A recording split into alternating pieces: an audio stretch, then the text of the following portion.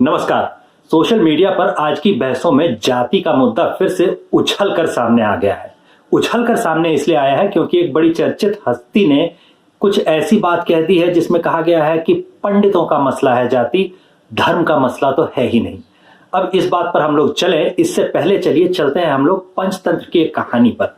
अगर आपने एनसीईआरटी वगैरह से पढ़ाई की होगी तो कक्षा 7वीं में ये कहानी पढ़ाई जाती है, आपने सुन रखी हो, इसकी संभावना काफी ज्यादा है। लेकिन पंचतंत्र आज की तिथि में, आज की तारीख में, आज की दुनिया में कैसे प्रासंगिक होता है, कैसे रिलेवेंट है, ये समझने के लिए हमें ये कहानी एक बार फिर से देख लेनी चाहिए। तो आइए चलते हैं पंचतंत्र की इस कहानी पर। और पंचतंत्र की ये जो कहानी है ये मित्रभेद नाम के एक भाग से आती है। मित्रभेद नाम का जो भाग है ये वो भाग है जिसमें बताया जाता है कि मित्रों के बीच शत्रुता कैसे हो जाती है, मित्रों के बीच मतभेद या मनभेद कैसे हो जाते हैं। ये जो अंतर होता है इसे समझाने के लिए मित्रभेद नाम का हिस्सा प्रयोग में लाया जाता है। और मित्रभेद नाम की इस कहानी में कुछ मित्रों की कहानी ही है। ये मित्रों की जो कहानी है ये शुरू होती है फूलोत्पल नाम के एक तालाब पर। फूल और उत्पल दो शब्दों को जोड़कर फूलोत्पल बना है। ये गुण संधि होती है, ऐसा कहा जा सकता है, संस्कृत के हिसाब से गुण संधि होती है। अब यहाँ नाम जो है उनको भी आपको ध्यान में रखना होगा क्योंकि नामों का पंचतंत्र में काफी महत्व है। इस कहानी में होता है एक कछुआ और इस कछुए का नाम है कंबुग्रीव। कंबुग्रीव नाम का जो ये कछुआ होता है ये फूलोत्पल नाम के इस सरोवर में रहता था और सरोवर के पास रहने वाले दो हंसों से, जिनका नाम संकट और विकट होता है, उनसे इस कछुए की मित्रता थी।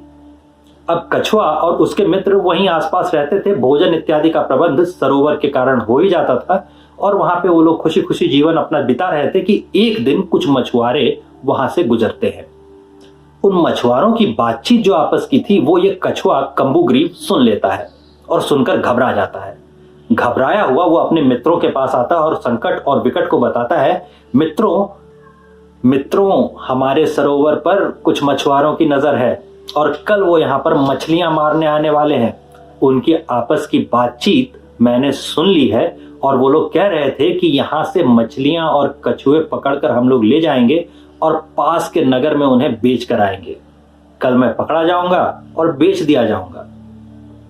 संकट और विकट बोले, यार ये तो बड़ी ही विकट समस्या है, अब इस समस्या से तुम्हें बचाया कैसे जाए? मित्र को परेशानी में छोड़ दें, ऐसा तो हो नहीं सकता। तो जो कछुआ था वो बोला कि देखो संकट विकट ऐसा है भाई कि आप लोगों के पास तो पंख हैं, आप लोग यहाँ से उड़कर कहीं भी जा सकते हो। मेरे पास पंख तो है नहीं, मैं उड़कर कहीं भाग तो नहीं सकता और कछुआ हूं, चलता भी बड़ी धीमी गति से हूं, कितनी दूर भाग पाऊंगा? मछुआरे मुझे पकड़ ही लेंगे। थोड़ी देर तक चर्चा के बाद कछुए को यानी कंबुग्रीव को एक उपाय सूझता है। उपाय ये सूझता है कि वो बताता है कि देखो संकट विकट ऐसा है कि अगर आप लोग दोनों चोंच में दोनों तरफ से एक लकड़ी को पकड़ लो और उसे दांतों में पकड़कर मैं लटक जाता हूं। अब कछुए की पकड़ जो होती है वो बड़ी मजबूत होती है उसके दांतों की, तो आप लोग अगर चोंच में उस लकड़ी पर मुझे टांगे टांगे ले चले उड़कर और दूसरे किसी तालाब में छोड़ आए तो हमारी समस्या सुलझ जाएगी, मैं बच जाऊंगा, कल मछुआरे मेरा शिकार नहीं कर पाएंगे। संकट और विकट बोले, हाँ वो सब तो ठीक है, मगर हम लोग तुम्हारी आदत से तो परिचित है। तुम्हारी आदत बोल पड़ने की है, किसी भी मुद्दे पर तुम अपनी राय जरूर देने लगते हो, चाहे किसी ने मांगी हो चाहे ना मांगी हो। तो भैया जब हम लोग तुम्हें लेकर के यहाँ से उड़ेंगे तो आसपास तो कई नगर भी आते हैं, हम लोगों ने देख रखा है कि किसी न किसी नगर के ऊपर से उड़ना पड़ता है और वहां पर लोग तुम्हें देखेंगे और लोग जब देखेंगे तो वो कुछ ना कुछ बातें तो बनाएंगे ही बनाएंगे। अगर उनमें से किसी का जवाब देने के लिए, किसी का भी उत्तर देने के लिए तुमने मुंह खोला तो तुम आसमान से नीचे गिर पड़ोगे और तुम्हारी हत्या का जो पाप है वो हमारे ही सिर पड़ेगा। कछुआ बोला, नहीं नहीं, मैं क्या इतना मूर्ख हूं? मैं कोई मूर्ख तो हूं नहीं जो बीच में ही बोल पड़ूं। तो भाई थोड़ी देर बातचीत, थोड़ी चर्चा के बाद यह तय हुआ कि हाँ ठीक है, एक डंडी संकट और विकट दोनों साइड से पकड़ेंगे और बीच में लटकेगा कछुआ, इस तरह से ये लोग उड़कर चलेंगे। यही किया गया, एक मजबूत डंडी खोजी गई, डंडी को संकट और विकट ने दोनों तरफ से पकड़ा, बीच में उस पर कंबुग्रीव नाम का जो कछुआ था हमारा वो लटक गया और ये लोग उड़ चले। तो नगर के बीच में से कुछ बच्चों ने देखा कि भैया एक हंस का जोड़ा उड़ा जा रहा है और उस हंस के जोड़े ने जो लकड़ी पकड़ रखी है उस पर एक कछुआ लटका हुआ है। सब लोग घरों से बाहर आ गए, कुछ लोग छतों पर आ गए और सब लोग इशारा कर करके बातें करने लगे। एक से दूसरे, दूसरे से तीसरे मोहल्ले तक चर्चा पहुंची और कई लोग छत पर पहुंचकर इशारे कर करके बोलने लगे। अब उनकी बातें सुनकर थोड़ी ही देर में कम्बुग्रीव को गुस्सा आ गया और काफी देर बर्दाश्त करने के बाद भी आखिर वो बोल पड़ा, अरे तुमने कभी कछुआ नहीं देखा क्या, या हंस नहीं देखे?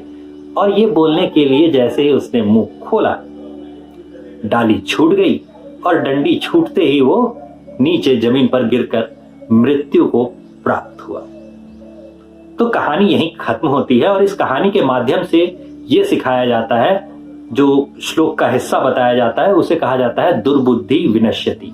यानी अगर आपकी बुद्धि बिगड़ी हुई है, भ्रष्ट है, तो आपका विनाश होना तय है।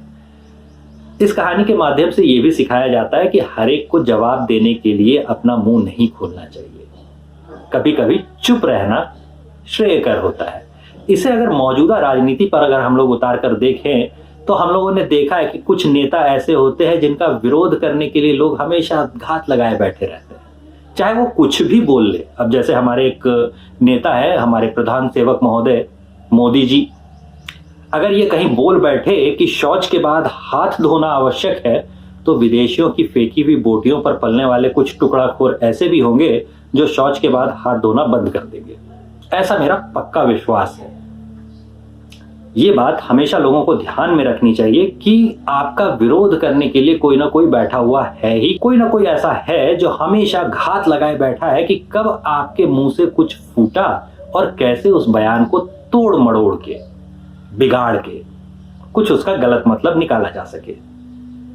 जब आपको पता है कि ऐसी कोशिश करने वाले कई लोग घात लगाए लगातार इसी आशा में बैठे हैं कि कब आप बोलें और कब वो अपनी टीआरपी बढ़ाने के लिए आपके बयान को तोड़ मड़ोड़ के, गलत तरीके से प्रस्तुत करके उसका कुछ अनर्गल मतलब निकाल दें, तो फिर आपको स्वयं ये ध्यान रखना चाहिए कि आप बोले ही कम या अपने आधिकारिक बयान जारी करना शुरू करें कि भैया मैंने ये बोला था, जो हमने कहा उसका अर्थ ये होता है। इसके अलावा अगर आप कुछ और प्रकाशित कर रहे हैं, कुछ और दिखा रहे हैं वीडियो में या किसी और तरीके से, तो वो गलत है, सही नहीं है।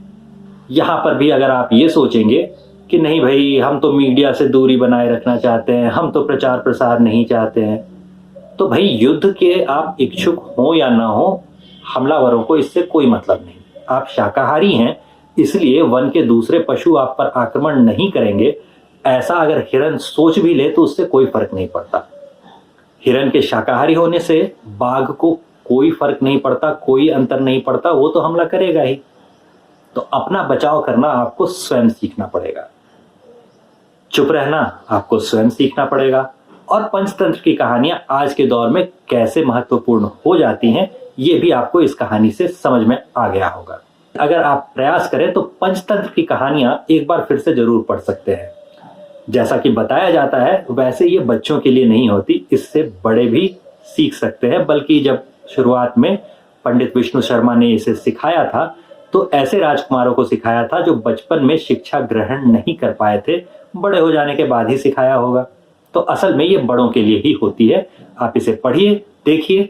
एक बार जब आप पंचतंत्र की कहानियां देख लेते हैं तो आपको अपने आप पता चल जाएगा कि इससे सीखने के लिए और सिखाने के लिए कितना कुछ दुनिया में अभी भी बाकी है।